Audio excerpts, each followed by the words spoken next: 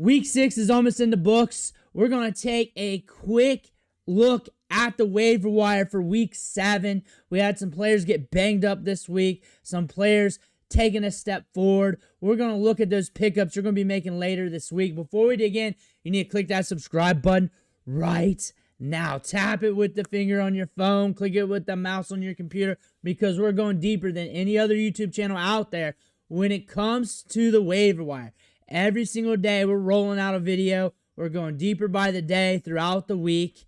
On top of that, we're helping you set your lineups by looking at the matchups and doing player rankings. And then we also do deep dives on all the trending players. So you know what to do with those players. You know more about them. You get the advanced analytics that are hard to get. It's all right here. It's free. Click that button. Stop missing out. Starting off with a guy that should be rostered, but Bam Knight. Should be rostered. Should have been picked up this morning. A lot of people had questions about him this morning. And honestly, if you're looking at the Cardinals' backfield with these jabroni running backs, you're picking them up for touches, and you're hoping the guy that you're putting in there crosses the goal line. That is it. Bam Knight getting work, getting opportunity there. For all I know, it could be a Mar DeMarcado game next week. It's against the Packers. Hopefully you have other running backs to go with next week. Bam Knight got work. He got the touchdown here. He's good between the tackles. Michael Carter struggles a little bit. He's not very efficient. Bam Knight, 3.09 yards per carry here.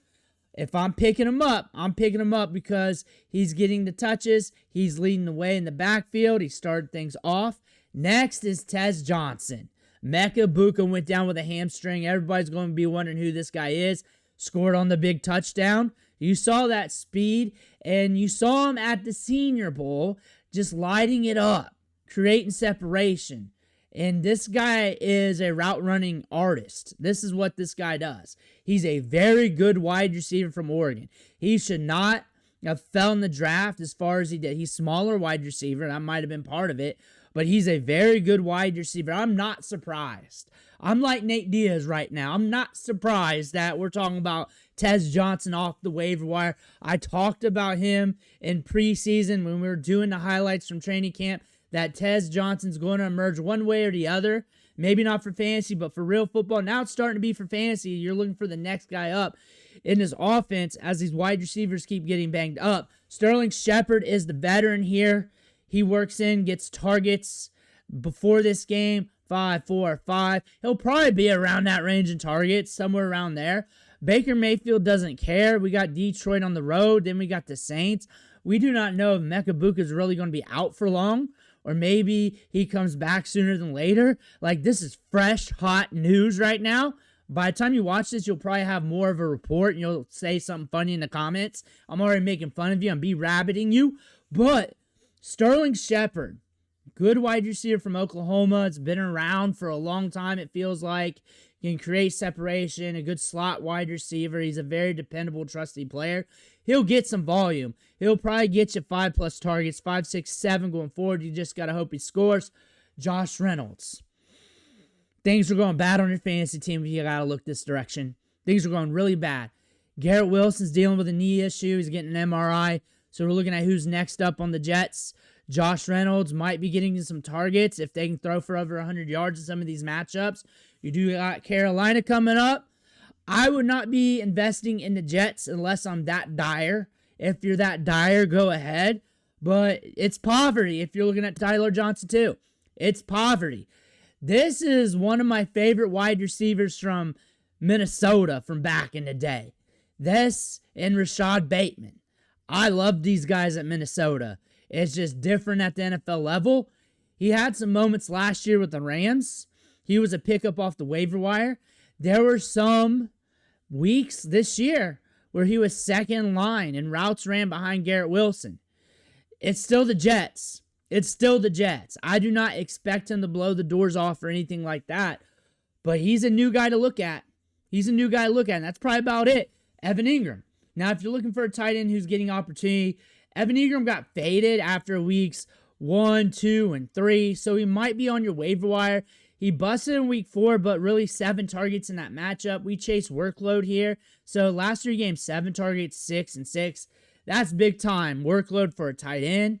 And Bo Nix loves to hit the short to intermediate. 9.9 PPR fantasy points. From what I'm seeing from the numbers, that's pushing tight end 1 status for the week. That's something to look at. 13.3 points the week before. We got the Giants coming up. Oronde Gadsden, 8 targets, 7 balls caught, 68 yards. QJ was out. It was against the Dolphins, but we do have the Colts coming up, getting work in this offense. Is he going to be dependable week in and week out? I don't think so at the tight end spot, but this is a tight end we've been paying attention to. Huge rooting for. This is a guy that got underdrafted. He should have been drafted a little bit earlier. Has a good receiving profile. Fits well in this offense. Fits well with Herbert. I think he's going to have a damn good career here in the NFL. And it might be his time sooner than later. It could be sometime this year. If you want to take that shot on upside at tight end, there's very few tight ends like that. This is one to look at. Kimani Vidal.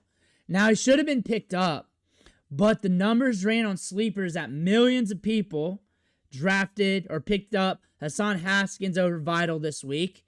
Now, when I talked to Grok AI, Hassan Haskins had more posts because I was trying to figure out the market when I did my battle video on the 2. And if you want to know what I said in the battle video, I told you, like, they're going to ride the hot hand or the hand that doesn't make the mistakes. He's the hand that got hot. And then on top of that, he's the guy that was more likely going to be cheaper considering what I was seeing from the market. You do what you do with that. He's the hot hand. If you want the hot hand off the Chargers and he's there, then I suggest picking him up. Kayshon Boutte had a big performance. There was a lot of volume in this matchup. 5 targets, 5 balls caught, 93 yards, 2 touchdowns. He'll probably have a few more splash games this year. This is his second big game of the season. He'll probably have a couple more.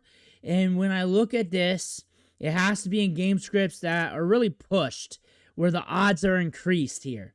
That's really when you're looking at Kayshon Boutte. So you're looking at him as a gamble throwing in lineups right now. He hasn't been hitting too often, but he does run a lot of routes. He gets a lot of opportunity. He is actually a very talented wide receiver. One time, one of the best wide receivers in college football. DeMario Douglas got the touchdown, deep catch downfield. Now, he is more of a gamble right now. The ball's spreading around. You got Diggs there. But if you need something to gamble on, look at some of these matchups on the road against Tennessee. You know how those game scripts go. He's a guy that I can't suggest trying to throw in lineups every single week. But if you need a dart throw in this offense, considering Drake May's heating up, here's another one. Zay Jones got 8 targets in this game, 3 targets the week prior, and Marvin Harrison Jr. got concussed. He might be out next week. He might be out for a bit. Who knows how bad that is. But we got the Packers coming up. Zay Jones might be next in line for you. Might be getting the volume. He's a veteran with Brissett possibly, or Murray, depending on who's back there next week. But still, you're looking at Zay Jones. He's getting work. He's getting volume. Ryan Flournoy, 6 targets here against the Panthers. 9 targets the week prior. Sure, it only got you 6 PPR fantasy points, but those targets are going to lead to something. We're watching Turpin, though. If he's back, that's going to impact him. But he's starting to carve out a role. That's something you want to watch. That is something you want to watch on this offense, because this offense gets in those big-time game scripts where the volume's all over the place. And Ryan Flournoy is starting to get targets in this offense. We got Washington coming up. They're a little bit tricky. You got to target the wide receiver 2, 3, tight end 2, backup running backs to push it downfield on them. Flournoy might get some more volume coming up. You also got Denver on the road. You may not want him due to that. Tyjae Spears is starting to get work. Sure, it's 5 carries and 3 targets, but we're starting to get work. And if you're looking for a running back off waivers, you're looking at this team.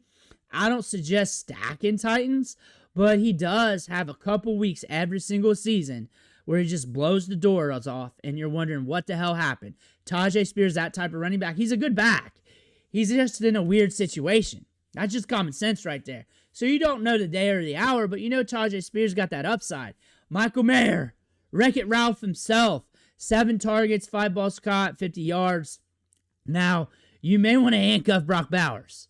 You may want to do it. I don't trust Geno. Nobody does. You also got the Chiefs on the road, so good luck with that. But if you're looking for a tight end that will get targets and opportunities, you got Brock Bowers. And obviously, if you got Brock Bowers, you got to have another tight end right now. Maybe you cuff him with a Michael Mayer. Maybe. There's some other hosses to look at, but at least you know you got a guy at one time was one of the best tight ends in all of college football, was getting pushed to be a first rounder, fell to the second, went early second to the Raiders. This is a tight end that has a lot of talent. Not Brock Bowers' talent, but a lot of talent. Justice Hill, I threw him in here. We're getting work in the passing game. These last 3 weeks, 6 targets, 2, 6. Actually, 4. 4, 6, 2, 6. And they're getting busted-ass game scripts. We got a bye week here, week 7. Then we got Chicago. We're watching to see this team, how they change up quarterback. We got Snoop back there now. But still, he's getting targets. When the game script busts, they're using him a little bit more out there. And if Derrick Henry goes down, he's the guy everybody's going to chase. It's him, and then Keaton Mitchell will get a little chase as well. Those are the players we're looking at off the waiver wire going into week 7. I will have another video out on the waiver wire tomorrow. And then on Tuesday, we go 20 to 30 deep or more on running backs and wide receivers. Each position gets their own video. Wednesday, we cover all the positions going deep.